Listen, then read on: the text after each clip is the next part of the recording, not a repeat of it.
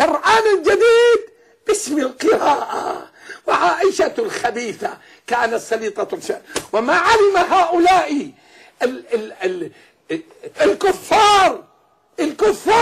الكفار ما علموا أنهم يطعنون برسول الله. لا أكفر كل شيعي، أكفر هذا الذي طعن بأم المؤمنين.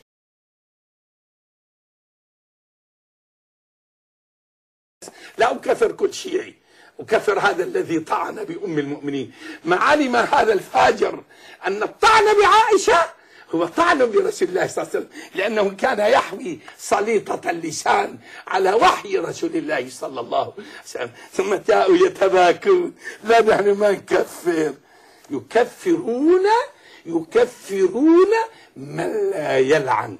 قال كلمة جميلة، والله لي 30 عاما في الدعوة على الفضائيات وعلى المحطات الرئيسية لم أستحضر اللعن والتكفير قط، لكن لنا أن نقف موقف المسلم. يرضيكم هذا يا شيعة؟ قولوا كلمتكم يا شباب الشيعة، قولوا أبو بكر كافر وعمر دعوا التقية، خلاص كفى، كنتم ضعفاء والآن عندكم أكثر من دولة، قولوا قولكم.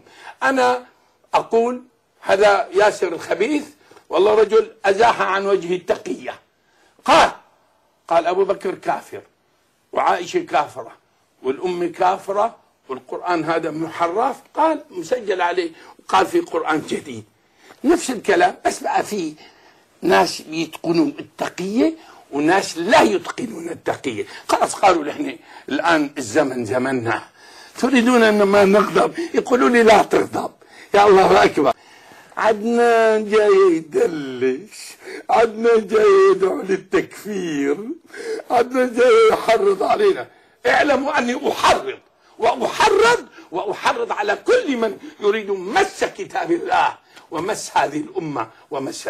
ثم يقول اتهمناكم، لا معاذ الله والله ما أتهمكم باليهودية، لكن فاق هؤلاء الناس، فاقوا اليهودية بالطعن بالأمة. ما في، انتوا شفتوا مصري صار يهودي؟ انتوا شفتوا مصري صار يهودي؟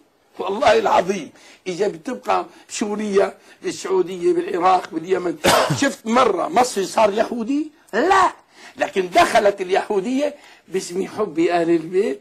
ثم سمعتم ما بقول يا عدنان تغضب. طيب. يا عدنان تغضب على ماذا؟ والله ما بيغضب، بيكون حمار في هذا الموقف.